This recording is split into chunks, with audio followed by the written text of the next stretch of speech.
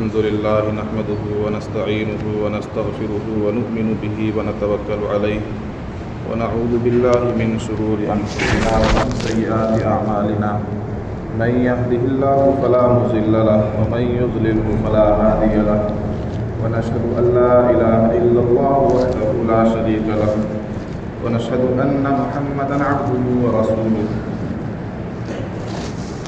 صلی اللہ تعالی علی خیر خلقہ محمد وآلہ وأصحابہ وسلم. اعوذ باللہ من الشیطان الرجیم. بسم اللہ الرحمن الرحیم.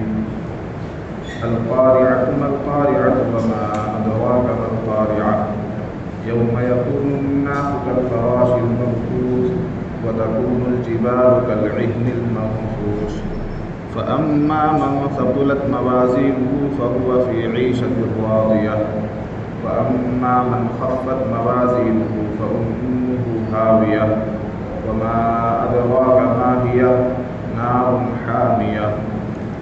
صدق اللہ العظیم. محترم حاضرین، معزز مصلیان کرام اور قابل قدر دینی بھائیوں، میں نے آپ حضرات کے سامنے قرآن مقدس کی ایک سورت تلاوت کی ہے جس کا نام ہے سورۃ القارعہ، اور یہ قرآن مجید کے 30ویں پارے میں چھوٹی سورتوں کی فہرست میں اور قصار میں اس صورت کا شمار ہوتا ہے. اور ہم اور آپ عام طور پر نمازوں میں اس صورت کو سنتے رہتے ہیں.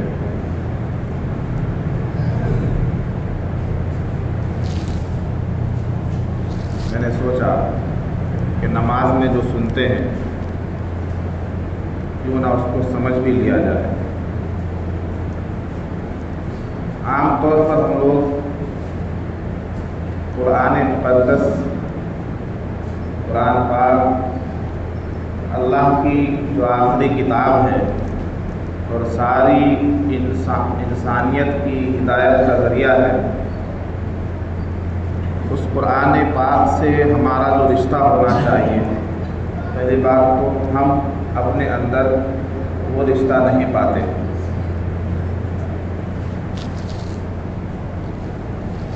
جو پڑھے لکھے لوگ ہیں وہ بھی قرآن پاک کو پڑھنے کی طرف ہاتھ نہیں بڑھاتے، اور جو نہیں پڑھے ہوئے ہیں وہ پڑھنے کی کوشش نہیں کرتے، سیکھنے کی کوشش نہیں کرتے. اور جنہیں قرآن پڑھنا آتا ہے وہ اس کو سمجھنے کی کوشش نہیں کرتے. یہ الگ بات ہے کہ قرآن پاک کو بغیر سمجھے پڑھنا بھی ثواب کا ذریعہ ہے، اور آخری نبی حضرت محمد صلی اللہ علیہ وسلم کی حدیث ہے کہ قرآن مجید کے پڑھنے پر ایک ایک حرف پر 10 نیکیاں ملتی ہیں. تو نیکیاں تو ملے گی، لیکن قرآن پاک کا مقصد حاصل نہیں ہوگا. قرآن پاک کا جو مقصد ہے کہ یہ ہمیں ایک پیغام دیتا ہے، اللہ کی بات بتاتا ہے. اللہ کی بات کیسے پتہ چلے گی؟ جب ہم اس کو سمجھیں گے. تو قرآن پاک کو سمجھنے کی بھی کوشش کرنی چاہیے. جو اردو پڑھنا جانتے ہیں وہ اردو میں قرآن پاک کی تفاسیر اور تراجم پڑھیں اور قرآن پاک کو سمجھنے کی کوشش کریں. جگہ جگہ ہم لوگ بڑے بڑے جلسے جلوس کرتے ہیں، کانفرنسز کرتے ہیں، اجتماعات کرتے ہیں. ان تمام جلسوں سے چونکہ مکمل طور پر قرآن کا پیغام امت تک پہنچانا ہے، تو بڑے بڑے جلسوں سے بہتر یہ ہے کہ قرآن پاک کے چھوٹے چھوٹے حلقے لگائے جائیں.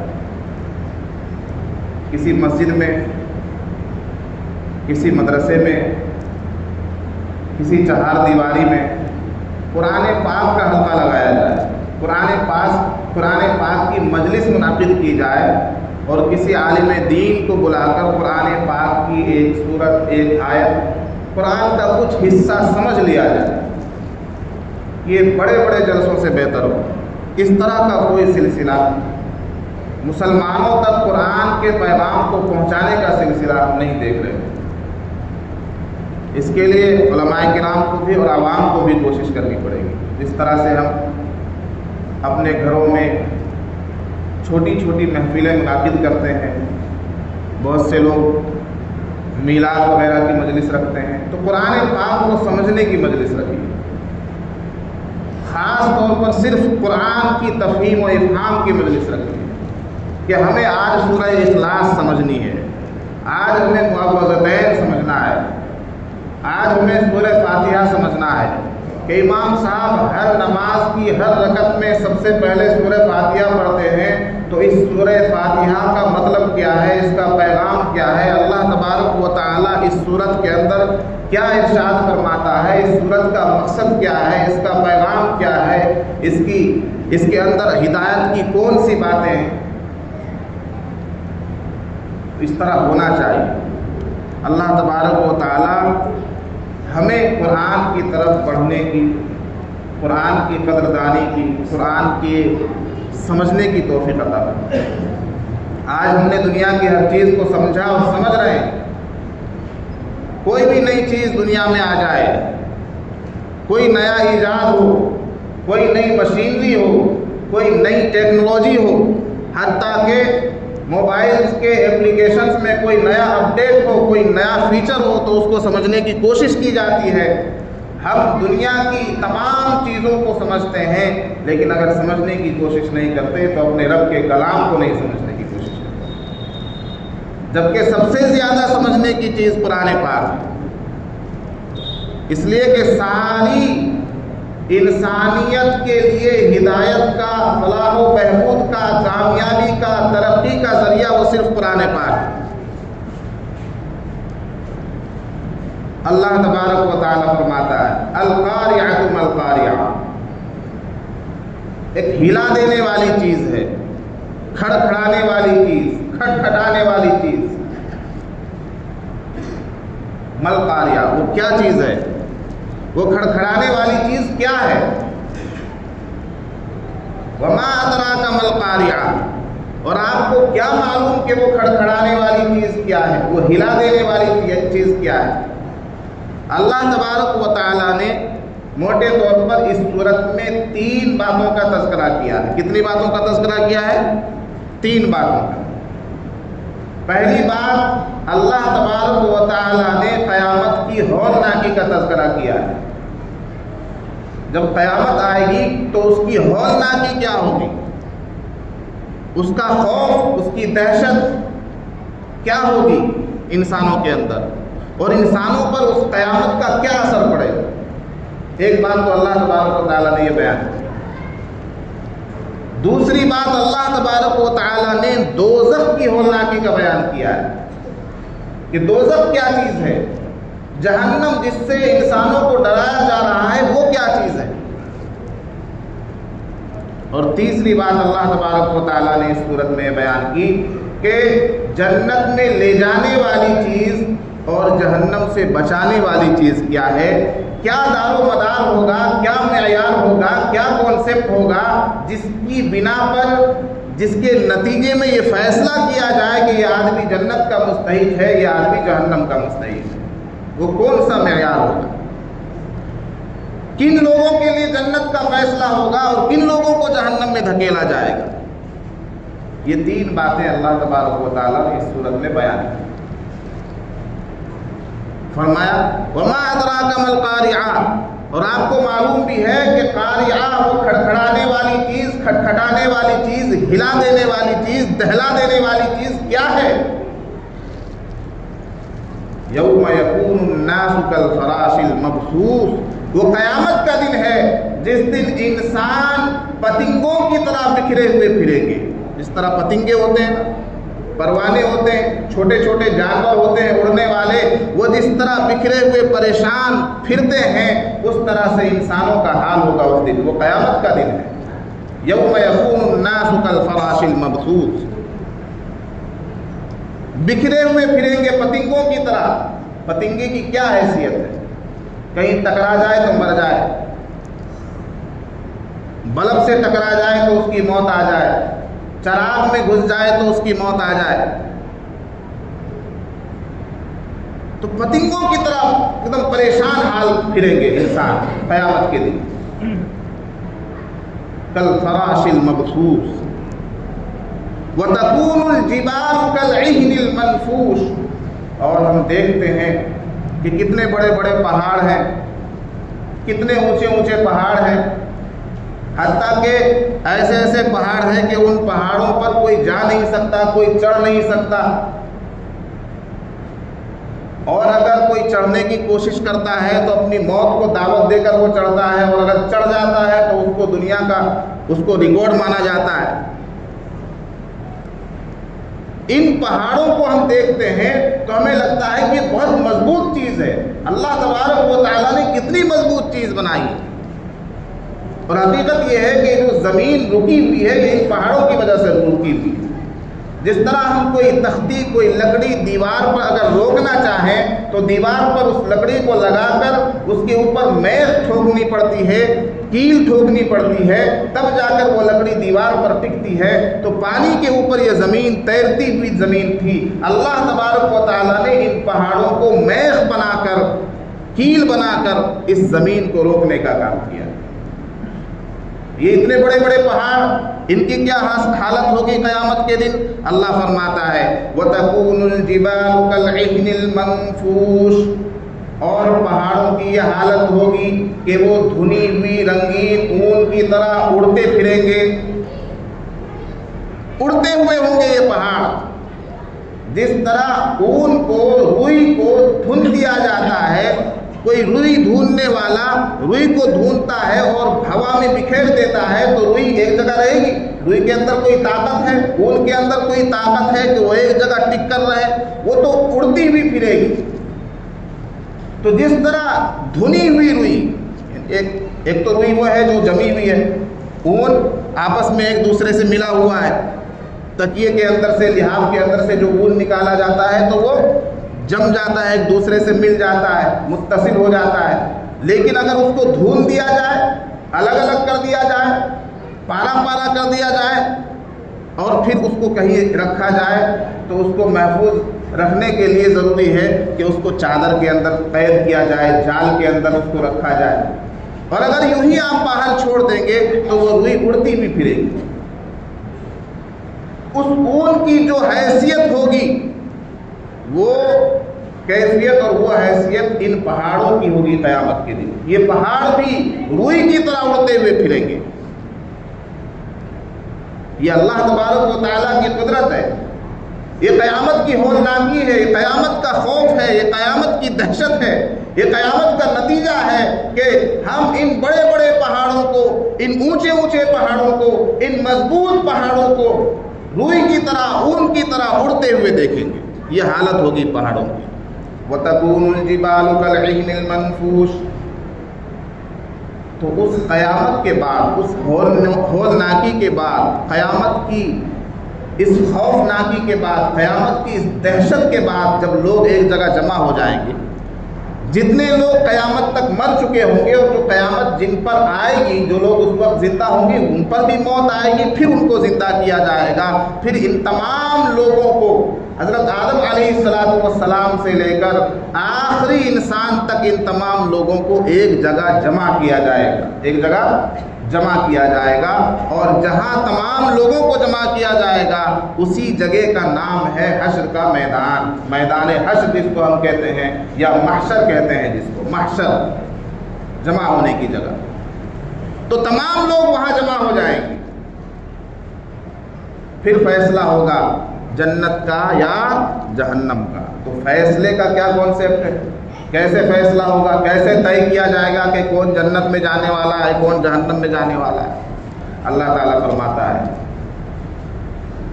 فَأَمَّا مَنْ ثَقُلَتْ مَوَازِينُهُ فَهُوَ فِي عِيشَةٍ رَاضِيَةٍ وَأَمَّا مَنْ خَفَّتْ مَوَازِينُهُ فَأُمُّهُ هَاوِيَةٌ اعمال تولے جائیں گے، اعمال کا وزن ہوگا. فَأَمَّا مَنْ ثَقُلَتْ مَوَازِينُهُ فَهُوَ فِي عِيشَةٍ رَاضِيَةٍ تو جس کے نیک اعمال کا پلڑا بھاری ہوگا، جس کے نیک اعمال تولنے میں، تولے جانے میں، وزن کرنے میں زیادہ ہو جائیں گے، فَهُوَ فِي عِيشَةٍ رَاضِيَةٍ تو وہ عیش کی زندگی اس کو میسر ہوگی اور وہ من پسند عیش کی زندگی میں رہے گا. فَهُوَ فِي عِيشَةٍ رَاضِيَةٍ اور یہ جنت کی زندگی ہے. جنت سے باہر کہیں عیش نہیں. جنت سے باہر کی جو بھی دنیا ہے وہ مصیبت کی دنیا ہے، وہ پریشانی کی دنیا ہے.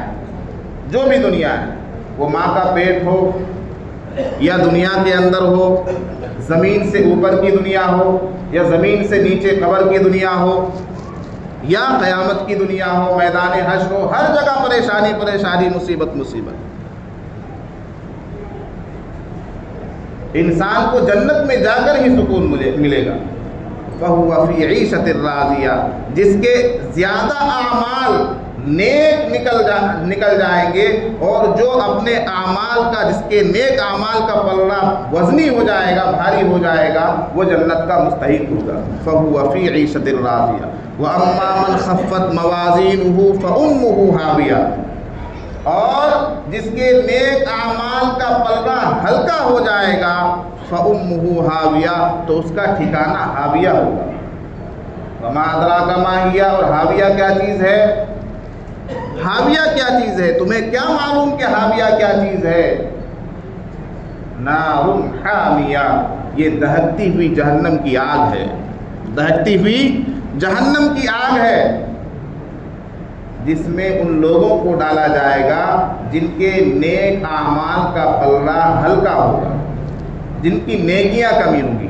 اب دیکھیے اس میں اللہ تبارک و تعالیٰ کا کتنا بڑا احسان ہے. ہاں اللہ کا احسان ہے، یعنی یہ جو نتیجہ اللہ تبارک و تعالیٰ نے ہمارے لیے طے کیا ہے جنت میں جانے کا اور جہنم میں جانے کا، جو یہ فیصلہ ہے، یہ جو انصاف ہے، یہ اللہ کا عدل ہے، یہ کتنا محترم بشان ہے، کتنا عظیم ہے کہ زیادہ نیکیاں جس کے پاس ہوں گی وہ جنت میں جائے گا. ہر آدمی کے پاس نیکیاں بھی ہیں اور برائیاں بھی ہیں، بدی بھی ہے اور نیکی بھی ہے، گناہ بھی ہے اور ثواب بھی ہے. کوئی دنیا کا انسان نبیوں کو چھوڑ کر، صحابہ کو چھوڑ کر وہ بخشایا نہیں. ہر آدمی کے پاس گناہ بھی ہے اور ثواب بھی ہے، نیکی بھی ہے اور برائی بھی ہے. کوئی آدمی یہ دعویٰ نہیں کر سکتا کہ وہ فرشتہ صفت آدمی ہے. فرشتوں سے نہیں ہوتا گناہ. انسان کو تو اللہ تبارک و تعالیٰ نے بنایا ہی ہے کہ اس کے اندر فطرت دی جو گناہ کی طرف بھی مائل ہوتی ہے اور نیکی کی طرف بھی مائل ہوتی ہے. شیطان کے بہکاوے میں آ گیا، نفس کے پلے پڑ گیا تو گناہ کرنے لگتا ہے، اور صحیح آدمی کے پلے پڑ گیا، صحیح راستے پر لگ گیا، صحیح بات سننے لگا، صحیح صحبت اختیار کر لی تو نیکی کرنے لگتا ہے. تو ایک آدمی، کوئی آدمی بھی ہو، کوئی اس بات کا دعویٰ نہیں کر سکتا کہ اس کے پاس تمام نیکیاں ہی نیکیاں ہیں اور برائی کچھ نہیں ہے. پھر تو اس کو اس دنیا میں رہنے کا حق نہیں ہے. اس کو بھیج دینا چاہیے حضرت جبریل علیہ السلام کے پاس، فرشتوں کے پاس اس کو بھیج دیا جائے جو یہ دعویٰ کرے کہ ہم بالکل دودھ کے دھلے ہوئے ہیں. اللہ تعالیٰ نے یہ معیار بنایا ہی نہیں جنت میں جانے کا کہ 100% تم دودھ کے دھلے ہوئے ہوگے تب جا کر تم کو جنت ملے گی. نہیں. فَأَمَّا مَنْ ثَقُلَتْ مَوَازِينُهُ یہ اس کانسیپٹ کو سمجھ گیا. ایک آدمی کے پاس 49 برائیاں ہیں. کتنی برائیاں ہیں؟ 49 اس کے پاس برائیاں ہیں، گناہ ہے، اور 51 نیکیاں ہیں. کتنی نیکیاں ہیں؟ 51 نیکیاں ہیں اس کے پاس. تو وہ جنت کا مستحق ہے. وہ کیا ہے؟ وہ جنت کا مستحق ہے. اب جب اس کے اعمال کو وزن کیا جائے گا، تولا جائے گا، ناپا جائے گا تو اس کی نیکی کا پلہ کیا ہو جائے گا؟ بھاری ہو جائے گا. تو اس کے لیے جنت کا فیصلہ ہو. یہ اصول بنایا ہے اللہ تبارک و تعالیٰ نے. کتنا بہترین اصول ہے کہ آدمی کے پاس 49 برائیاں ہیں، یعنی برائیوں سے پاک نہیں ہے یہ، لیکن چونکہ نیکیاں اس کے پاس زیادہ ہے تو اللہ تبارک و تعالیٰ نے اس کے لیے جنت کا فیصلہ کر دیا. تو اس لیے حدیث میں ہے کہ تمام لوگ گنہگار ہیں، تمام لوگ گنہگار ہیں، یعنی کوئی انسان ایسا نہیں ہے جو دعویٰ کرے کہ ہم سے گناہ نہیں ہوتا، لیکن بہترین گناہگار، بہترین خطا کار وہ ہے خیر الخطائین التوابون. بہترین خطا کار کون ہے؟ جو توبہ کرتے ہیں، جو اللہ تبارک و تعالیٰ سے معافی مانگتے ہیں، گناہ ہو جانے کے بعد ندامت کرتے ہیں، شرمندگی محسوس کرتے ہیں اور اللہ کے سامنے گڑ گڑاتے ہیں، مغفرت طلب کرتے ہیں، استغفار کرتے ہیں، اللہ سے اپنے گناہ کا اقرار کرتے ہیں کہ اے اللہ مجھ سے گناہ ہو گیا، میں گنہگار ہوں، مجھے معاف فرما دے، میں گنہگار ہوں، مجھے معاف فرما دے. اسی کا نام تو توبہ ہے. اور توبہ کیا چیز ہے؟ آئندہ گناہ نہیں ہوگا، مجھ سے جو گناہ ہو گیا وہ معاف فرما دے، یہ توبہ ہے. تو بہترین گناہگار وہ ہے جو اللہ کے سامنے گڑ گڑائے، توبہ کی درخواست کرے، معافی مانگے، مغفرت چاہے، استغفار کرے. اور ہمیں یہ کوشش کرتے رہنا چاہیے اس صورت کے پیش نظر کہ اللہ تبارک و تعالی ہماری نیکیوں کا پلہ ہمیشہ بھاری رکھے، وزنی رکھے. یہ کوشش ہمیں کرنی چاہیے دنیا میں رہتے ہوئے کہ اچھا بعض نیکیاں، بعض کام ایسے ہیں کہ وہ دکھنے میں چھوٹے نظر آتے ہیں، لیکن اللہ کے یہاں جب اس کو وزن کیا جائے گا تو بہت بھاری ہوگا، چاہے وہ گناہ ہو چاہے نیکی ہو.